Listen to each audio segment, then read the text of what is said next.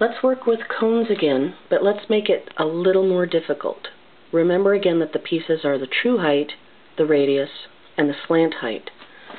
The formulas that we need to know are the lateral area, the surface area, the volume, and of course the Pythagorean theorem for finding the missing piece of the cone.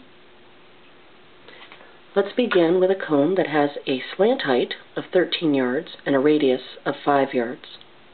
In order, we should start with lateral area. Lateral area is pi RL. I have both the R and the L.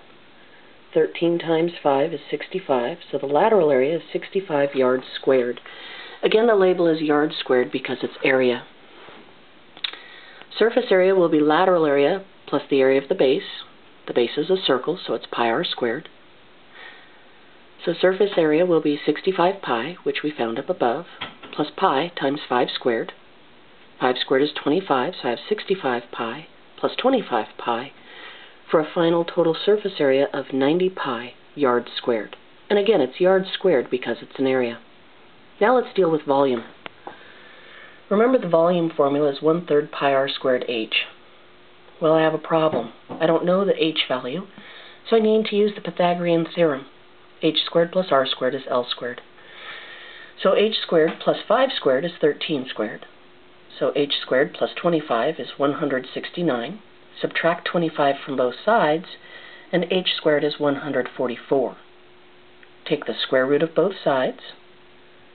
This happens to be a perfect square. So our true height is 12 yards. Now I have the information I need to plug in for volume. Volume is 1/3 pi times 5 squared times 12. Square the 5 to get 25.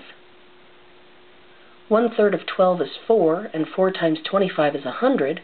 Therefore, in simplest pi form, my volume is 100 pi yards cubed. And again, it's yards cubed because it's volume.